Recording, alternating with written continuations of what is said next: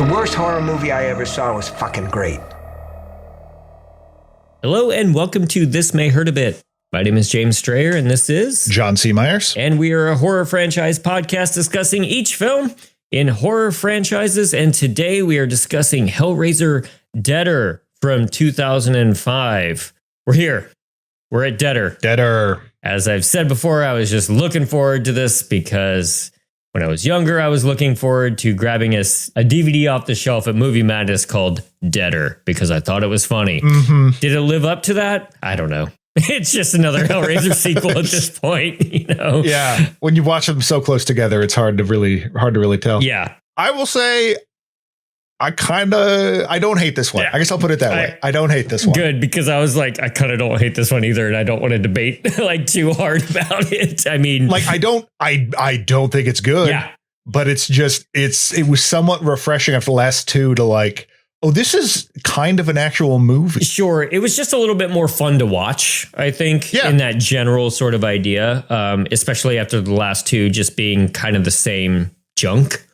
Right. And I think Rob Boda has sort of a couple things. I think like while there might be a little bit more confidence behind the camera, he was working with a different cinematographer who was Romanian because like Pumpkinhead, they went out and shot in Romania and they also shot two movies back to back, just rushing super fast. But this one had the advantage of making it take place in Romania. Not they didn't have the unenviable task of making Romania look like some other place, like some holler somewhere. Right. So I think that just adds a lot of value to it because there's some just neat architecture and like the apartment that she's in where she finds the body, really cool looking. Yeah.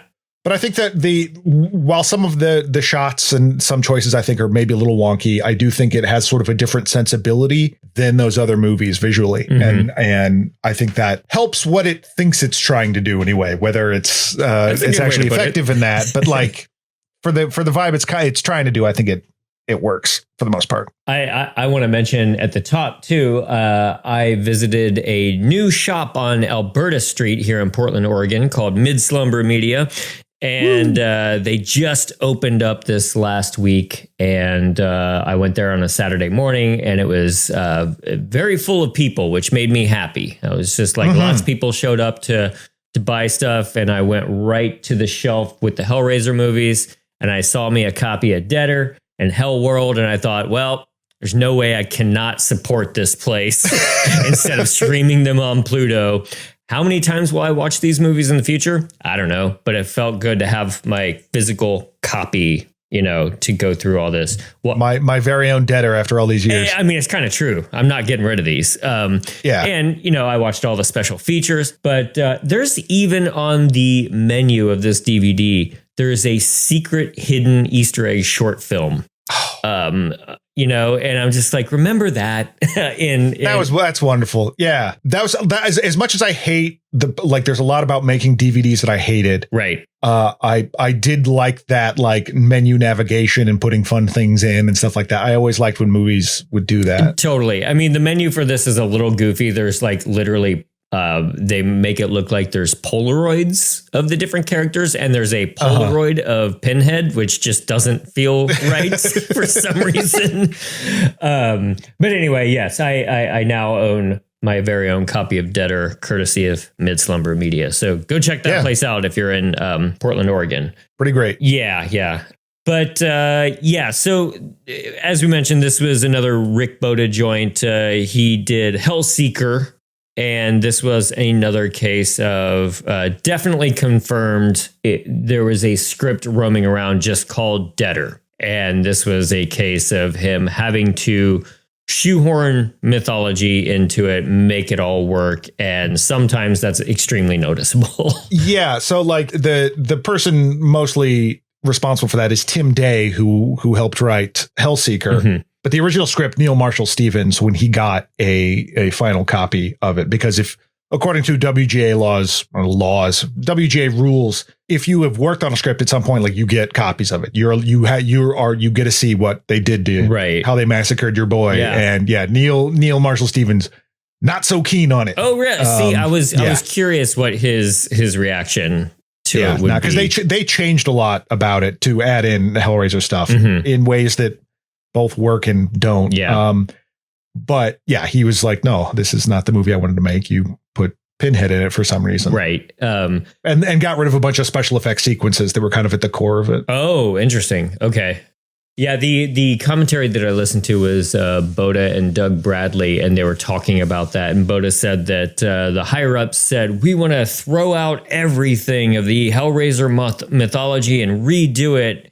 And he's just like, no, you actually can't do that. Like, you think that that's like this disruptive thing to do, but he did say, believe it or not, we do hang out on the internet forums and we do check to see what fans want, and fans always want more Pinhead. And then they have to be reminded that, Pinhead is barely in these movies, even in, as we've discussed before, even in the first 4. But it feels like for the more recent ones in particular, it really feels like less that they're doing that to give Pinhead the gravitas and he's the central figure to the whole thing. Is more just like, we don't know what to do with Pinhead. Mm-hmm. And there's a certain amount of that in this, because it seems like the whole Deader storyline eventually involves Pinhead, I think, but not in a way where like he's this looming presence throughout. I mean, because again, on the first one, it's all about rescuing Frank from these people, and that they're going to, we've seen what they've done. Are they going to come back? The second one, if you've seen the first one, the danger that they present. And so you're kind of waiting for them to show up, and then you're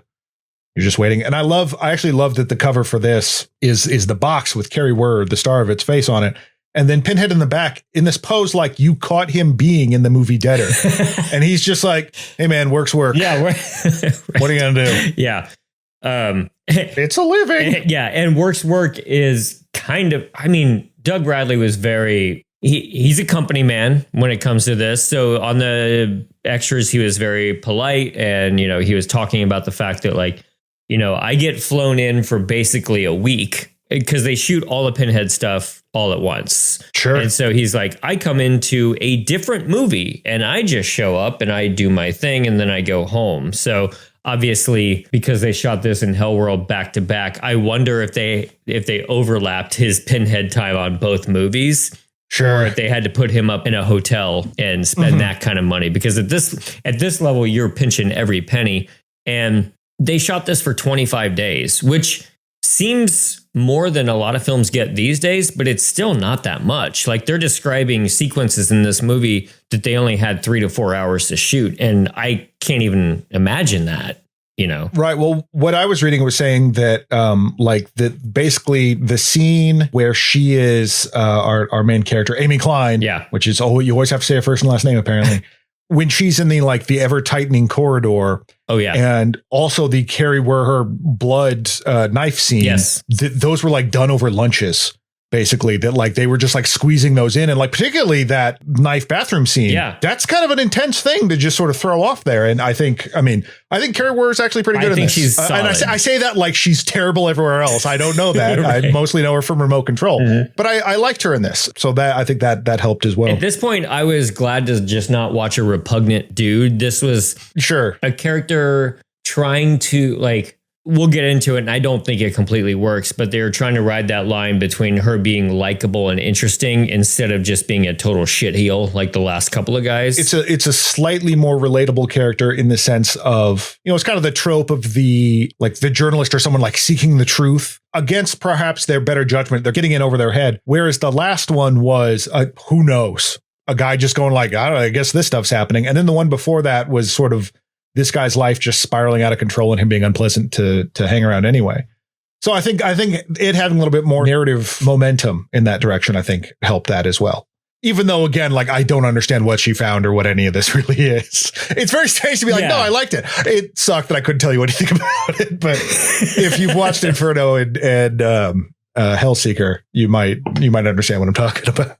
Yeah, this is a little bit of a tick up for that, There was enough stuff in here that made me kind of giggle, and not in that I'm making fun of it sort of way, but in that sort of, that's so goofy and I love you for doing this type of thing. There's a little bit of Boda, you madman, doing the double suspense thing of trying to get the box and then trying to get the video, or vice versa. Yeah. Or scratch that, reverse it. But just you going back to the well, Boda, you madman. So yeah, there was some stuff that just kind of, I don't know. I had a little bit more fun with this one.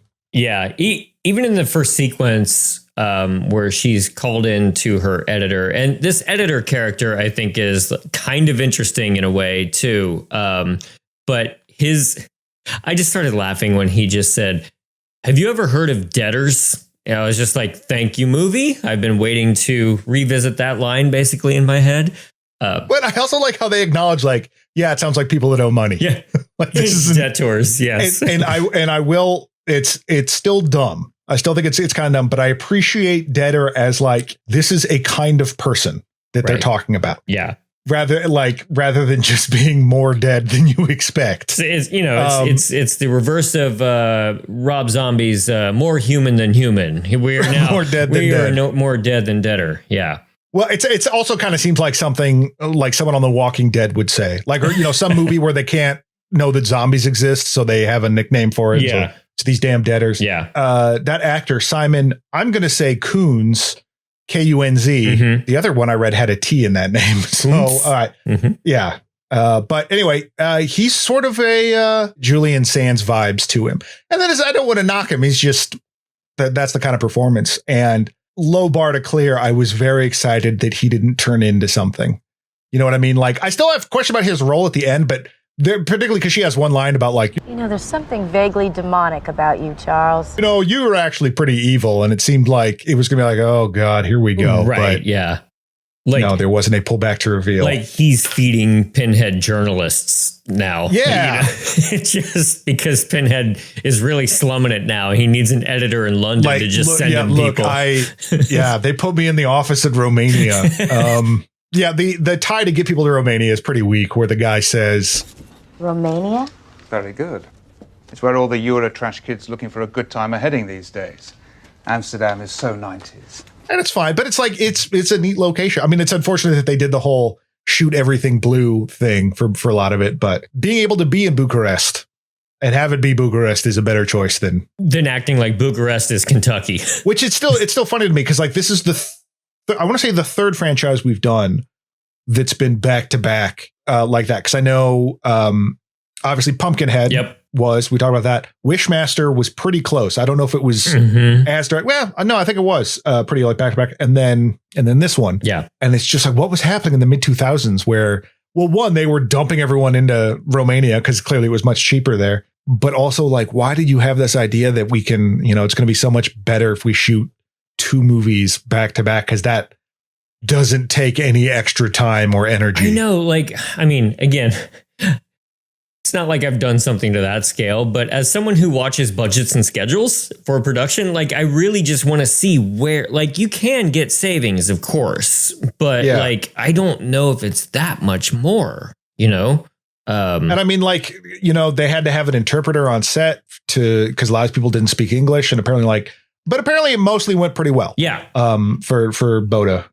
That's it. But still, those are incredible challenges. The idea that your crew doesn't speak the same language as you is baffling to me. Something I deal with every day as a genius. I can't get this guy to respond to my texts or emails, Yeah.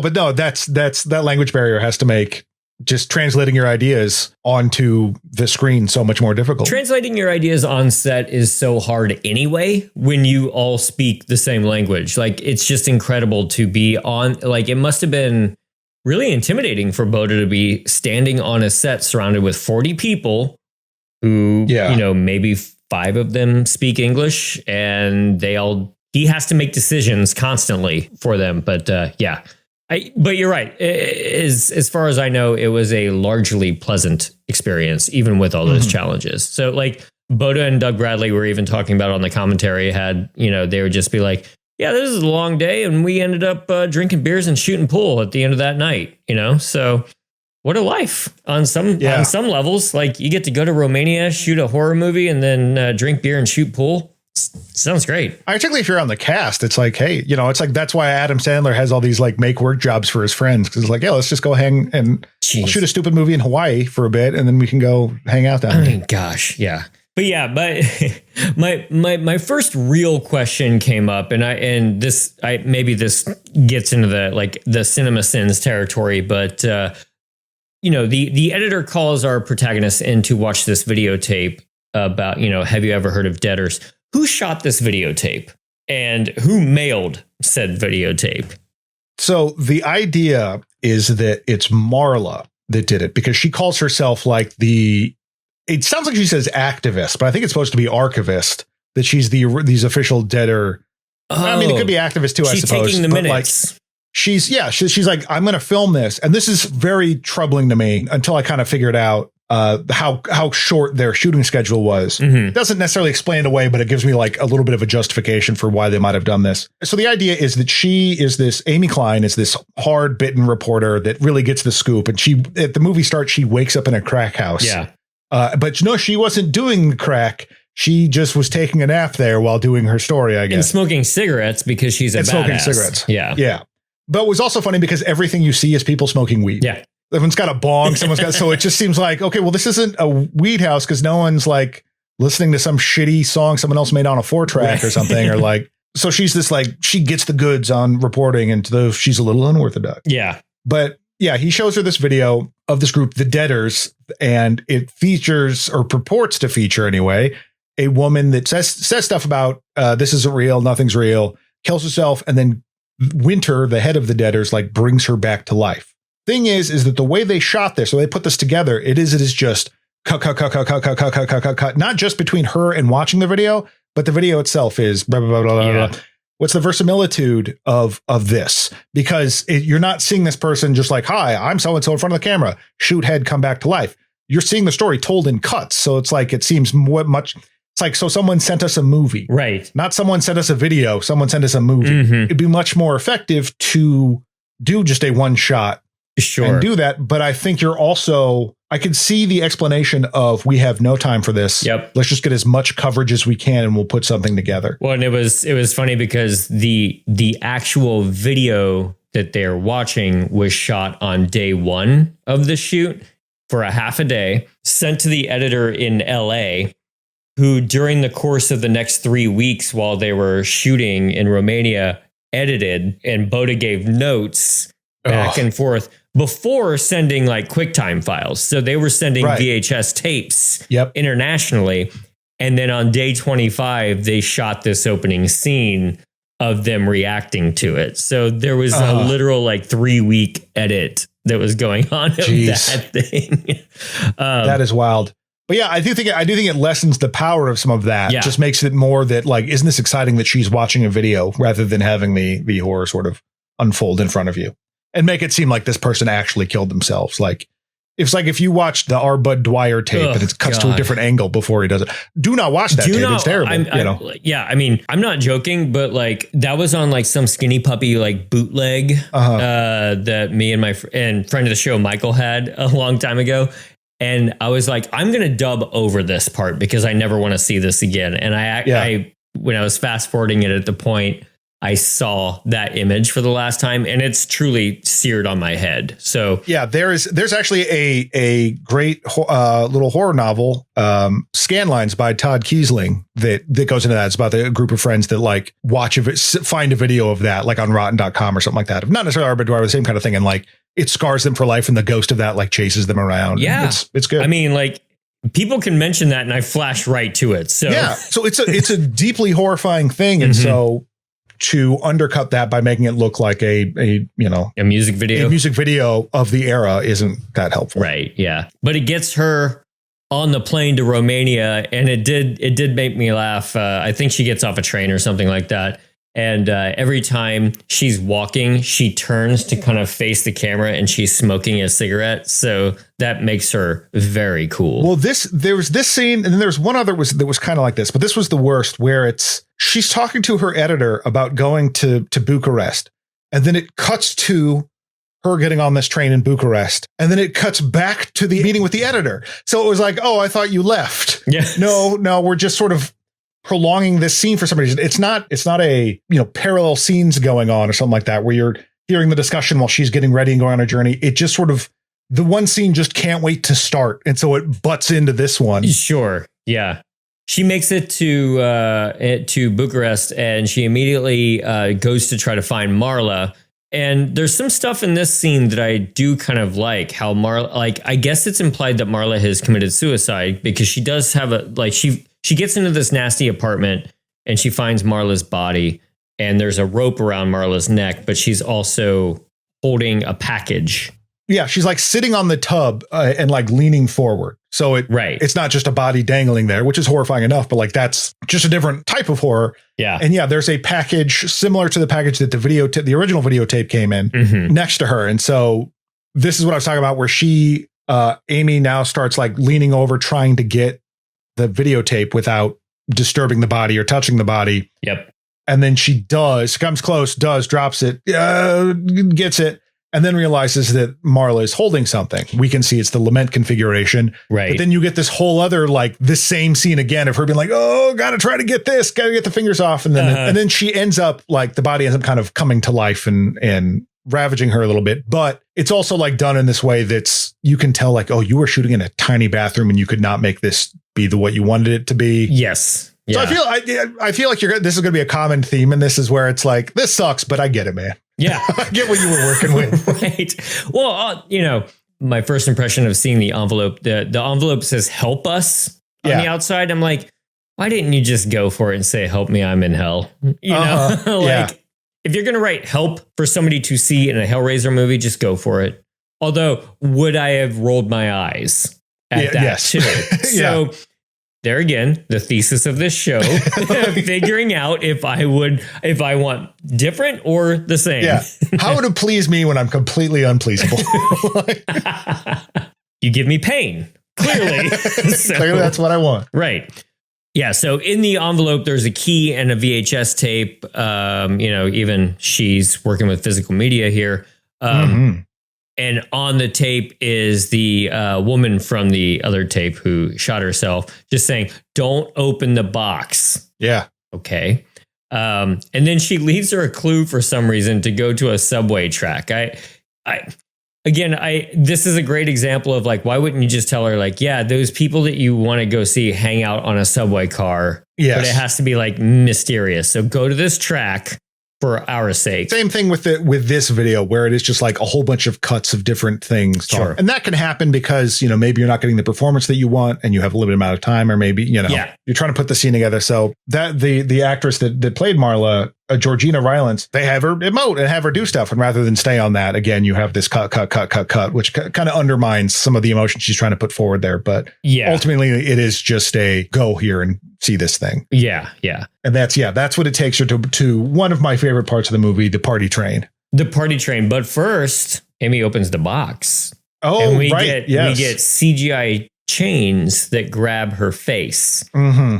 Pinhead appears. He has a line. Well, actually, before I get to that real quick, I will say that when they switched back to the more physical chains, I thought that worked. That looked pretty good. Agreed. Yeah. I really like all of Gary Tunnicliffe's stuff. He came back from this one. He did Hellseeker as well. And in fact, he's the British guy at the beginning where she's like, he's like, hey, why don't you show us what you learned being a crack whore? And she rebuffs him. But yeah, I liked his work in this, but CG stuff aside. But yeah, when Pinhead shows up, gives this whole speech, at one point he says, don't think for a moment you are not in danger. Such a mouthful of a line. Like it's a very awkward to say. Sure. We get the first flashbacks of this big kind of stereotypical guy that we quickly find out is Amy's father. Oh, I thought it was Super Mario. Oh, that's on me. It's me, your dad. Yeah. I mean, he's an absentee father, always off having adventures, making, he's hanging out with Cappy instead of raising his children. Right.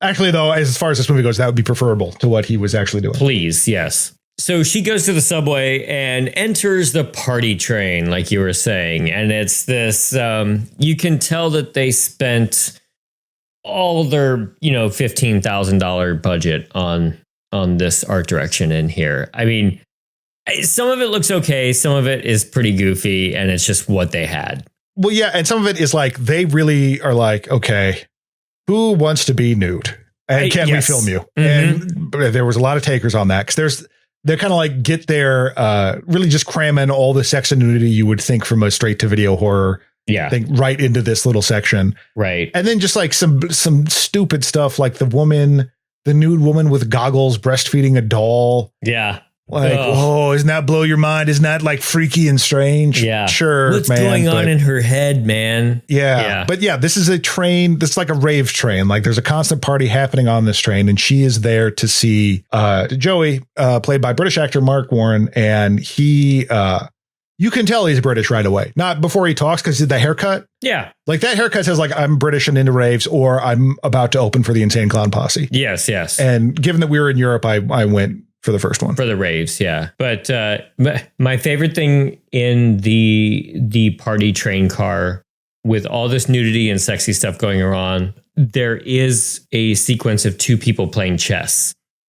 So it's just like, chess always means cerebral, smart people stuff. So like you got to throw that in there too. Well, I also like the two like dude guys that were just like covered in ash that were just sitting there. And I was like, who invited these guys? It was funny. There's more deleted scenes on the DVD that I watched with commentary, and Boda was talking to maybe a producer or something like that. They were talking about shooting these sequences where, of course, they would have all these nude women around and stuff like that. They were talking about how fun it was to shoot and how wild it was and everything. And then, of course, like the one nude man walks by and they both basically try to go, no homo. Like they were both just like, yeah, well, I almost had to turn this off. Yeah, I didn't need to see that. And I was just like, guys, just relax. Yeah. B, don't make a joke about it because it's not that funny. And C, this is Hellraiser. Like all pleasures should be present here. If his penis was painted like a clown, absolutely laugh, because I think that's what he was going for. Yes. And it was a fine hog. Right. Yes. Yeah. So once again, she says, tell me what you know about the deaders. I think they bring the dead back to life. He fills her in on what he knows about this guy named Winter who runs a cult and all that kind of garbage.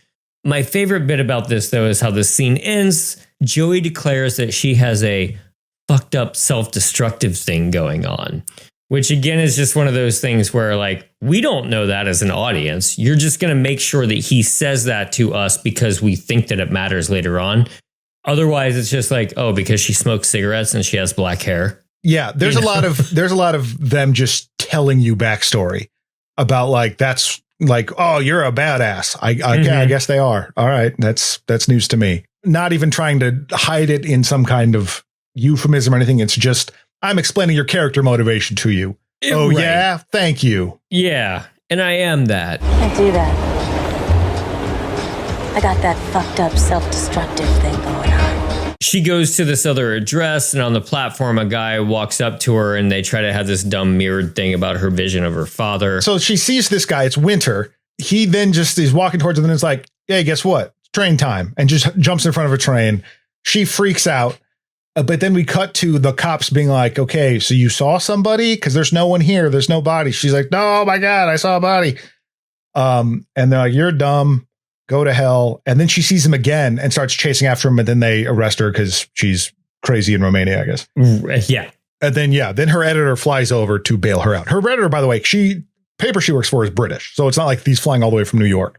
Yeah. She now works for the London Underground after she got reassigned after the New York Post, which I like how they treat that like that she's a cop.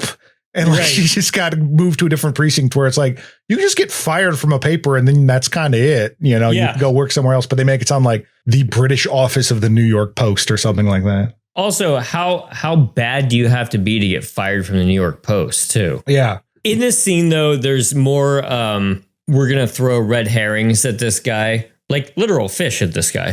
But he philosophizes about how he harnesses other people to go out and gain knowledge for him. For the average person, the hunger for knowledge is like the hunger for food. We want to know just enough to take the edge off our appetite. Then we're satisfied and we stop. But you are a glutton. You can't help overeating. I don't hear you complaining. No, that's the point. That's why I still need you. Because all that stuff I don't eat, I still want. So I send you in to do the eating for me so I get to experience it without actually suffering any mental indigestion. It's so corny because it's like, I am he sounds like a Marvel villain. Like, I am the purveyor of knowledge that you will bring to me, and my big brain will get bigger. And again, that same thing of like explaining the character motivation to you, like, you just don't know when to quit, even though we haven't seen anything from you, to indicate that. But, and that's where she says the line about like, I'm starting to think you're actually from hell or something. And sure. She goes to explore some abandoned house. It takes her forever. It just seems like, but she makes her way down this narrow passage that you were describing earlier. And she has a vision of like a slasher villain that just kind of shows up and knifes at her for a while. Well, yeah, because she's going down this hallway and it's getting increasingly narrow. And they do a pretty good job with this for a while. It goes on too long. Way too long. But then when it's supposed to be like, she's just like only able to kind of like sidle her way through. There's one part where she flicks a lighter and you can tell the camera's like too wide. You can see, no, she's got tons of space behind her. Like you ruined the illusion you had going, and then it just kind of lost me. And she flicks on the light and there's some bugs that scatter away. And then, I played that scene in RE7. But I was liking it up until that point. But then, then this figure is showing up behind her, like raising a knife, and then starts stabbing at her. And I don't know how you miss at that close, but it misses several times and before finally making contact with her arm. But then he disappears, so it didn't matter. Yeah. She finds her way into a group of people who have already killed a guy, and they're bringing him back to life. And all these people seem like very bloody and happy. And these are the debtors from the videotape earlier on. Main guy, he's cult leader, Winter, as we call him, and he's dressed in white. Yes. Because Winter is white, and also because Rick Boda didn't want to put him in black and Pinhead in black, because that's just too much. So she whips out the puzzle box and asks him about it, and he says it's a family heirloom. So who do you think this guy is? Yeah.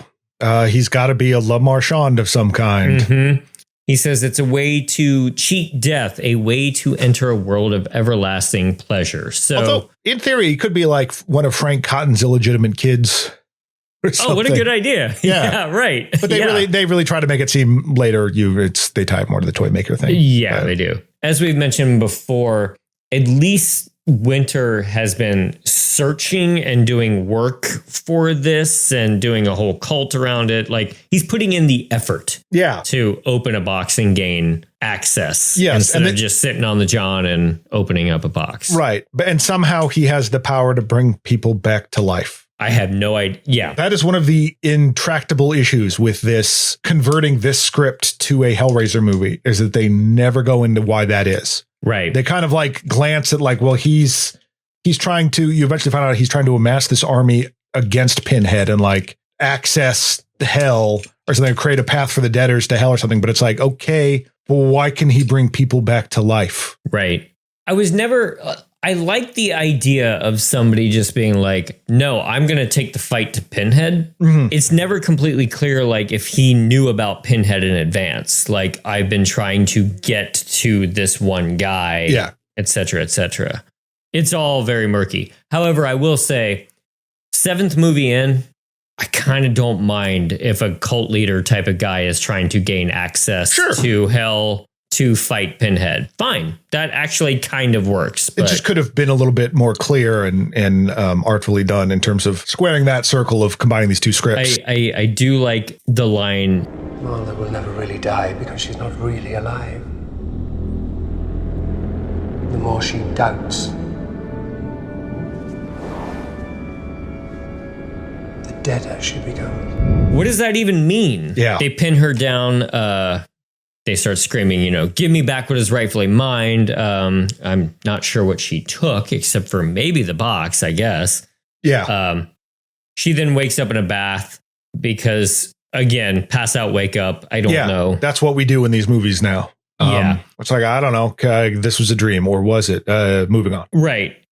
She falls asleep and has a dream of her dad sexually assaulting her in like a pretty uncomfortable scene. And then she's covered in blood. She wakes up, she's covered in blood, and she has a knife in her back.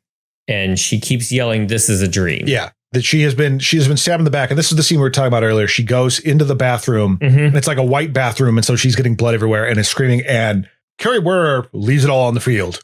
Like, she does a good job here. She really she puts it out there, and like like just the anguish and despair really works in the scene. And then the way she gets the knife out, because she's trying to reach for it, because like square in her back, the point is sticking out her chest. Yeah, she's trying to reach for it, and what she ends up doing is like closing it in a cupboard and like pulling it out. And it was brutal to watch, not just like from a like, oh, ouchie that hurts, but just like I said, her performance here was good. She really sold the anguish of this of being stabbed. Well, I just thought to myself, well, the next time I am stabbed in the back physically, I will look for a cabinet. Yeah, that is how I will get it out of my back. So it's helpful. You learn things from these. It's nice. But yeah, but it's unclear who did that exactly, but she's not dead. But the last time we saw her, she was like on that, which we forgot to mention that in the Deader cult place, every time somebody dies, they're on a mattress. But I kind of like that they don't draw too much attention to the fact that they're on a mattress, considering, you know, what the role of a mattress in part 1 and 2 was. But it's kind of fun. But it's in an underground dungeon, and it was sort of nice to see that return to that set, type of set, because, you know, Pinhead in other areas doesn't necessarily fit in as well. Totally. Yeah. Pinhead now reappears. The Deaders have discovered a way into his domain. He says, I am the Redeemer, I am the way, in just that same delivery that I just did. But this is the part where, you know, I did write in my notes, like, I kind of don't mind this idea, finding their way towards him. I don't know why it is, but like, this is kind of okay. Yeah, because it seems like the idea, and this is me just pulling stuff out of nowhere, like trying to piece together this idea.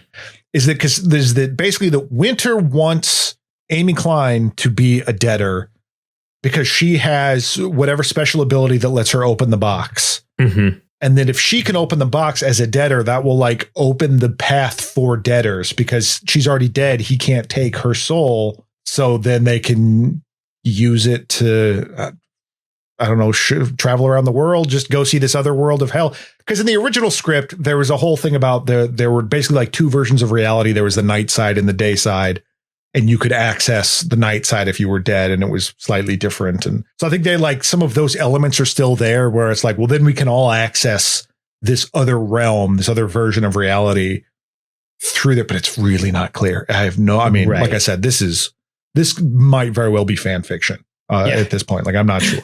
She goes back to the pleasure train, and Joey's in the middle of dying. Give me a sec. Yeah. but says they all belong to Winter. Everyone on the train is dead. Yeah, everybody's dead. But I did laugh here because there's literally just like a rib cage hanging from the subway platform thing. Yeah. But yeah, everybody on the train is dead. There's chains in them. They're wrapped around them. The skeleton torso. There's people covered in blood on the floor. Yeah. And there's a Cenobite in the train, finally. Yes. Like doing some sewing. Yeah, looked a lot like the sisters from Inferno, actually. Yes. Face-wise, but I think it's called The Little Sister. Yeah. There's a lot of there's more Cenobites in this movie than there were in the previous ones. You still don't see them very much. Yeah. And then there was one that they cut entirely, but it's still listed in the credits. Sucks. Yeah. Spike. I saw the still of it. I didn't really like it, but whatever. I'd take it. But I like the concept of Spike because they're like, I don't know, man, just shove a spike through his face. Yeah, it's just a guy with a giant spike through his head. Like, just Phineas Gage this dude, and right. but even more so, and it's all he's got, just face and spike. But yeah. Winter wants her because she has opened the box already, and she has to become a Deader. Of course, then she passes out and wakes up in a hospital, handcuffed to a bed. So, again, my favorite thing. More wake ups. She's now in a classic kind of mental hospital, like common room area. She sees a little girl who does the most original idea ever. She draws something creepy. That's true. Well, up until this point, when she's going to the part to revisit the party train, she has just stuffed up her knife wound and gone about her day like a badass I don't know, that'd be like a thing on one of those like wine mom plaques where it's like sometimes you just gotta stuff up your knife hole and kick ass and listen to gangster rap at the farmer's market or whatever. Right. Yes. When she's in this hospital, wakes up, not bleeding. She's no longer bleeding, doesn't seem to have the knife wound. Right. And she goes talk. She sees this little girl who's drawing. She's like, I'll draw you. And then we get a nice little bit, another visitation from the, what I like to call Rob Boda psychedelia. It's shot in the same way as the Brian Posehn guy making an origami box, where it's like, I see what you're trying to do with just sort of like the strobing and slowed down, sped up, time remap footage of like, oh, look at this kind of crazy evil stuff that's happening, but it's not quite there. Like it's just like you're putting that on very uninteresting shots to begin with, and you're not cutting fast enough for this to really have the effect it seems like you're going for. But I still kind of like that they did it again. So again, it was this thing. It was like, hell yeah, Rob, you do that. I think I've hit an utter saturation point with kids drawing pictures. Oh yeah. And I'm surprised the little kid didn't say something about like, play a game with me or something like that. And so I just start to check out immediately when I see that these days. But I will say that they did bypass the like creepy kids drawing to this kid is an amazing artist and like drew this weird two-faced drawing of Amy Klein. Like it's really well done. Yeah. It's not just the like, here's a stick figure of you that's bloody. Right. But when I saw the finished product, I was kind of awestruck by it. Well, you know, the on the commentary, Boda said that, and this is also strange to me, but they shot Hell World before they shot Deader, actually. So he said that on the set of Hell World, which we will watch next, he said that one of the extras in a party scene or a death scene or something was just like killing time by sketching off to the side. And he's like, I knew we needed some artwork for Deader. So I just asked this guy if he would draw up some stuff. And he's like, I just wanted to look for, I needed drawings and I wanted to give this guy more money. So he got a full week's rate for the drawings. Otherwise. And I'm like, well, that's kind of cool. He's trying to like pay his people a little bit more. Yeah, like I said, it's an impressive drawing. I mean, again, I thought a little kid did it, so maybe that doesn't speak too highly to it. No, but it was well done. Yeah, but that scene was just kind of like, hey, wouldn't this be kind of weird? I think it just, again, to try to color this. Well, she's also Two-Face. Right, yeah. They split her like down the middle. Yeah. Where like half is Cenobite. Again, the sort of like blurring of reality, which I think to me works from the three movies that have done this so far. I think this is the most effective at it. I still don't think it makes much sense when it gets down to it, but the like what is real, what's not is a little bit more defined, or like it's less nebulous in terms of Hellseeker, which is just I have no idea what's going on. Yeah. And Inferno, where I just don't care. Like there's a little bit there does seem like there's actual stakes here. Find out that Joey and Winter have been looking for someone to open the box this whole time.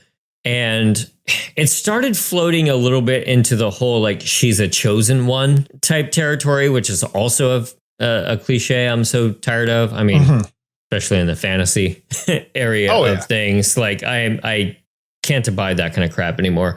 But yeah, she is a chosen one because she doesn't want to become a full debtor, but because she has trauma in her past or something to that effect. Right.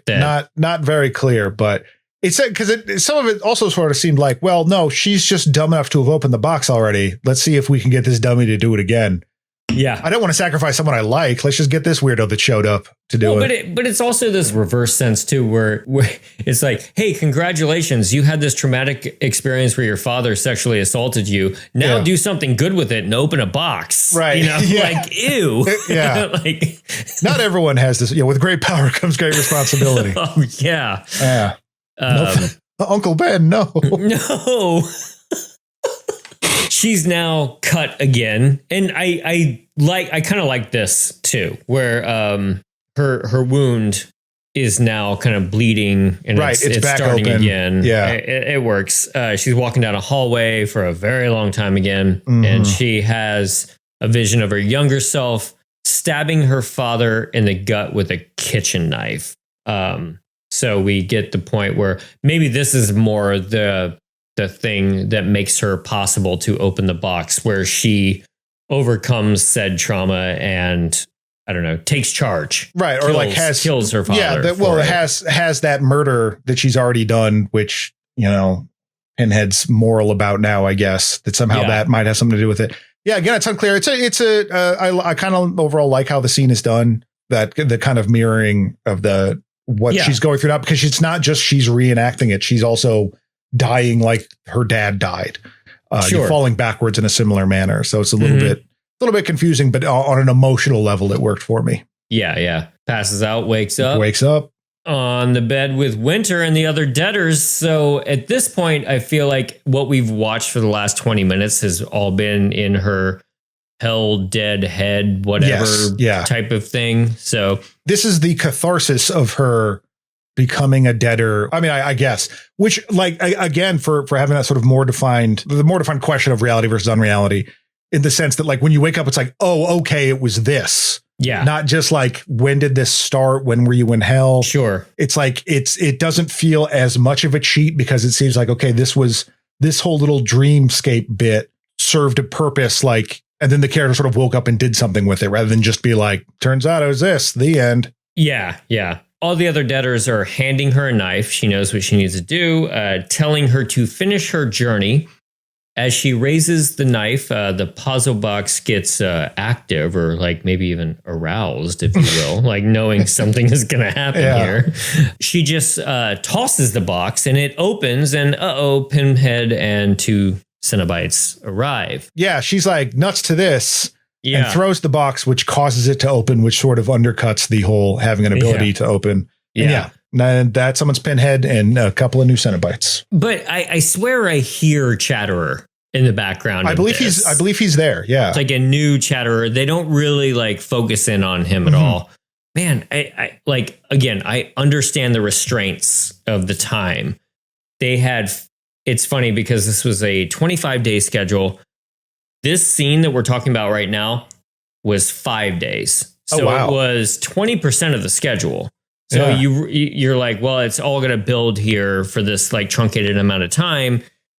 Really going to guard this because it's effects heavy and all that kind of stuff. But man, if you got a Chatterer in full makeup, you get that coverage, and I'm sure there's a reason that we don't know why, but because they want to show them. Right. But I also just like the idea that is Pinhead's signature dish. He's like, look, I like doing this and I'm good at it. So I'm going to make this guy a Chatterer. I love taking skin and wrapping it around a head. Yep. That's how I unwind. This is how we find out that Winter was a descendant of Le Marchand, the toy maker. It's goofy, but I don't mind it too much because just we're 7 into this. So. And apparently because Tim Day was inserting a bunch of Hellraiser mythos in there, according to that, the Hellraiser films in their legacy book, that it was Doug Bradley that went, he can't be his kid, right? Because we did that because it's the firstborn son. You can't kill him here because eventually he's got to go to space and kill me. So this is I didn't even think about that. Yeah. Jesus. they leave it nebulous as whether that's, a second child or a cousin or just a weird uncle. They're just oh, it's your family. You're involved in this. Right. So. I'm kind of embarrassed that I'm just now thinking about that. It's more embarrassing to think about it. I'll tell you that much. Yeah. if you're Doug Bradley and you're getting paid for it, sure, fine. Sure. But if you're me going, well, technically, then no, it's deeply embarrassing. Sure. I mean, Doug Bradley, I like to think of him as kind of a keeper of the lore. And just Clive is checked out at this point. Bradley's still getting in the makeup and, cashing the checks. Well, nothing wrong with that at all. And I like the way he talks about it though, because he's very straightforward about it killed me the idea of seeing someone doing this. And so it seemed less of a I'm the only one that can do this, and more of a this was kind of a thing I made and I'm kind of protective of it. It feels less hubris based and more just a sense of pride a little bit. Sure. I would agree with that. Yeah. And then the bit that we've all been waiting for, chains whip out of every spot in the tunnel where we're at. Yeah. Some of them are CGI, some of them are not. I think this whole the sequence as a whole, I think, is actually pretty good. Yeah. You can tell that it is drawn from Indiana Jones, both in the sense that it is like, okay, well, we opened this thing and now all hell is breaking loose and killing everyone that wanted to open it. Yeah. But it's also that all the deaderers or whatever, it's the best part, are standing in two parallel lines and chains shoot through them both, like Indiana Jones shooting those Nazis. Yeah. And I got it wasn't the greatest effect, but man, I loved it. I was very happy with it. And I also love in this scene, reading about it, that for all the close-ups of chains bursting out of the wall, Gary Tunnicliffe kind of figured out, like, it's a lot faster and easier if we just bust through. I go back, patch up this piece of wall, like we have some fake wall, bust the chain through. I'll patch it up and repattern real quick, and we can do it again, rather than like make a bunch of different sets. So it's just the same wall shot slightly differently, the same element, and it's like, hell yeah. I love that. Yeah, yes. It worked well. I would not have noticed that if you wouldn't have said so. Yeah, perfect. Yeah, but it's a mix of CG, and I think the CG is like, I don't know if it's necessarily better than it was in Hellseeker, but I think it's better utilized. And for what it's worth, because I watched the DVD extras, they did a lot of stuff that was just like, when he gets pulled apart, they would have two guys in these suits against a green screen with all this viscera and like pulling it apart. So it was like the guts that you see are physical, but they're shot against a green screen that then they would composite to do the entire effect. So it's a nice blend of computer and physical effects throughout this shot. And I think it's pretty good. Actually. It's decent enough, but it's a little bit of a bummer that basically that's what Pinhead has been reduced to, is that everyone he meets is just, oh, guess what? You're the villain. Tear you apart. You know, it's a little bit back to Pinhead being tired and bored at his job, where he's like, look, this just does it. I'm done. Like, I am now in the realm of being the psychic guy, or you're doing psychological torture. Now I'm in Romania doing God knows what. Yeah. I'm a doorman for hell, and I can't let them in. I can't let them in. I don't need to make this flashy. Let's just wrap this up. Just chains tear you apart. So that's like his one move. And your acolytes don't even get their individuals. I just got one chain. Or I got two chains for 8 people. Just threw you out. Budget cuts. Like, we can't look. The Cenobites have a great union. You cannot get rid of them unless you kill them, which is why Leviathan keeps doing that. Right. But like, you know, they got to show up. They have to be there. Minimum union rules, but he's still just going like, no, just two chains. I got this. Yeah. I got this. Yeah. Throw on 2 chains and then that's it. Yeah, exactly. 2 chains. We find out too that her father's soul is in hell, where it belongs, frankly. Sure. But Pinhead is saying like, you will now go be with your father. There's a weird thing where she's just like, well, I don't want to do that. So she kills herself. Yeah. So does she get to go to heaven because she committed suicide? I just think she goes to a better hell. Better hell. Like, okay. Yeah. Like she is like just constantly melting, but she's like lowers her sunglasses and it's like, I could get used to this because my dad isn't here. I guess they haven't really talked about heaven in these, only in the abstract. So I guess if she commits suicide and is not killed by Pinhead, if she dies by her own hand and not his, he cannot take her to his hell, I guess. That's the most I was able to glean from it, is that, it's not like that you're going to see Pinhead. Although at the same time, if her dad is there, seems like, you know, you would have access to that. But maybe killing yourself is actually super cool. I don't know. Right. Not a stance of the show, kids. Yeah. Don't do that. But yeah, the box shoots out electricity, and each time this happens, Pinhead yells, "No!" Yeah, and it's just like, how many times has this happened to you, bud? Yeah, like I guess I don't necessarily need him to just like shrug and go like, Here we go again. But at this point, this is how he gets defeated. He's always sucked back into the box or whatever. Actually, you know what? He hasn't been defeated for the last couple movies. So, he was on a nice streak. So he's probably just like, crap. I had a nice run going. Fair enough. That makes sense. Yeah. Yeah. You're breaking my streak. Cut back to London, and our editor meets a new writer, another young woman who kind of looks like Amy. On the news is the puzzle box. He's going to send her back to Romania to find out what happened, I guess. Yeah, so it's hilarious because the whole edifice, the basement, whatever, starts collapsing. And then we see a news report from a Romanian reporter that's in English. That struck me as very funny. And then, then like, oh, your 1030's here. And it's this gorgeous model basically walks. He's like, oh, you're a journalist. And it's like, oh, okay, sure. Yeah. And then it's like, hey, you ever heard of Romania? Mm-hmm. And so it's unclear. So are you just because you want the answer to this? It's like going back to his like, I'm the purveyor. Like, I want to know this stuff. And then I get goofballs like you to go do it. Is that it? Or is it like that he's tied in and is like, all right, let me get some more debtors. This is the debtor recruiting office, but Winter's gone. So I'm not entirely sure. And Boda said on the commentary, he was like, I kind of like having him as an in-between type. Is he involved with Pinhead? Is he not? Type of thing. He's like, and they actually cut out a few lines to tamp that down a little bit. So I don't mind it so much. It's a little funny, but I also just kind of like that it's like, oh crap.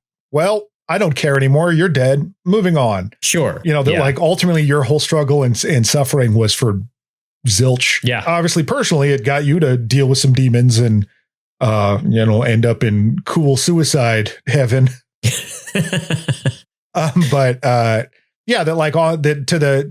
Ostensibly Charles, who was, cared about her enough to reassign her, when things were low or whatever, to be like, you're useless to me now. So put someone else on the case to get what I want. Yeah. And that's the end. I guess you could roll right into Debtor 2 with her on the case. But you're right. Winter's dead. So who knows, really? Well, and where's the box? Where's anything? Like because they were doing 7 and 8, like obviously they knew another one was coming, but they didn't bother to try to like tie it together or anything. But sure, they did that with, I think, didn't they do that with Pumpkinhead too, where it's like not really, Pumpkinhead ashes to ashes, not Pumpkinhead additionally, where it's like, we don't necessarily need to tie these two together. We're just making two Hellraiser just movies. more stories. Yeah. All right. Well, let's honor our dead.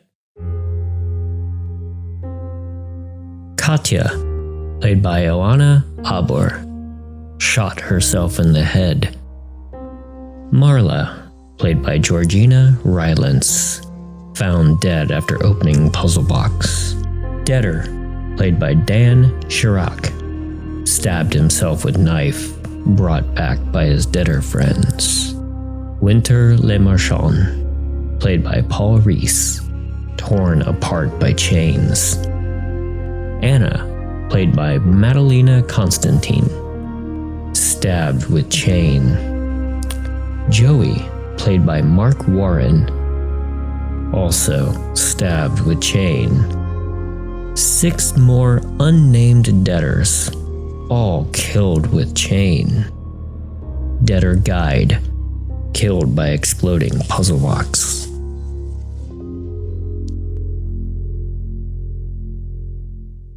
So I don't know. Again, like you said, not great, but after the last two, this was a little bit of a spike. Yeah, I enjoyed this one. Yeah, comparatively. It's not a great movie, but I did like it better than the previous two. I do still have the complaint of this was another movie that you just shoehorned the Hellraiser into.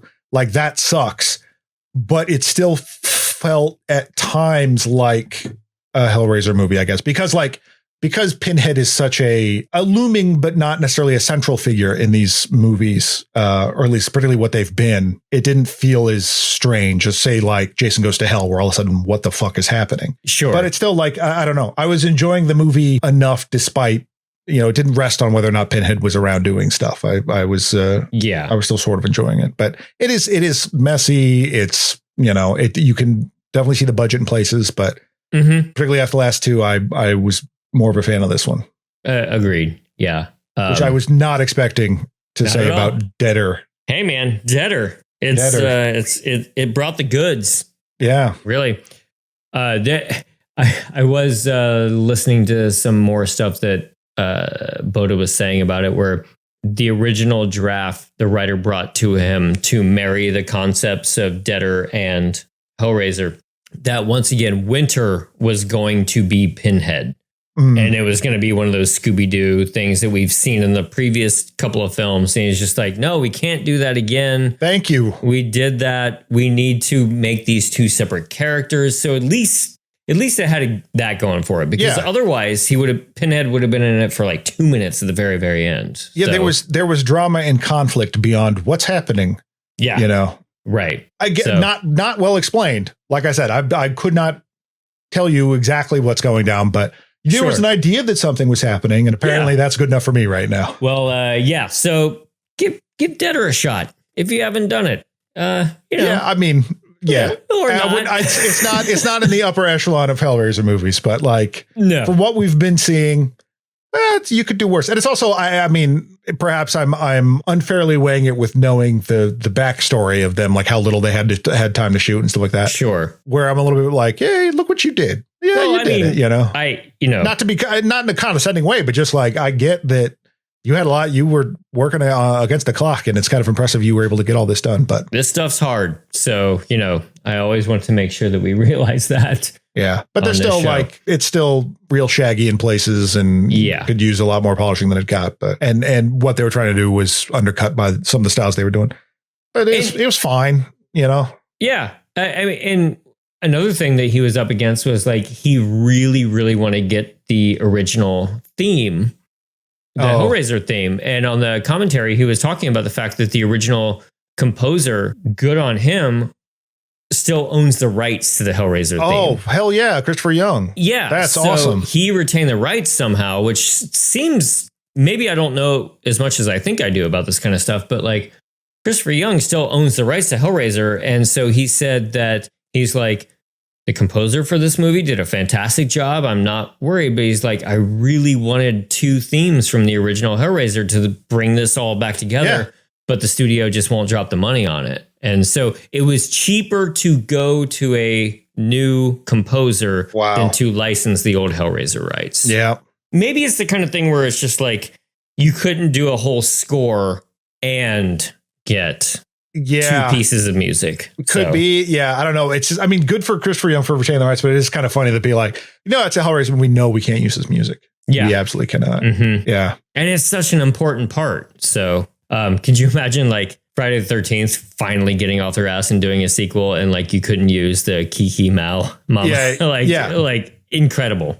Yeah. No, actually, the only thing we're able to get is the rap from the end of Maniac Cop 2. Sorry. That's all we have now. Okay. Yeah, that's fine too. Right. Just overdub the word Jason over some of it. It'll be fine. All right, everyone. Well, that's going to do it for Deader. The next one, we're going digital. Oh boy. We are going into the computer. Oh, Pinhead's going online. Evil goes online is the tagline for this one. Boy. And I have such a soft spot for dumb, stupid, hacker type movies. So, Hell World is what it's called. All right. So, and if you needed an excuse to actually dive into this one, Lance Henriksen is in this movie. So get into this movie. Watch Hell World.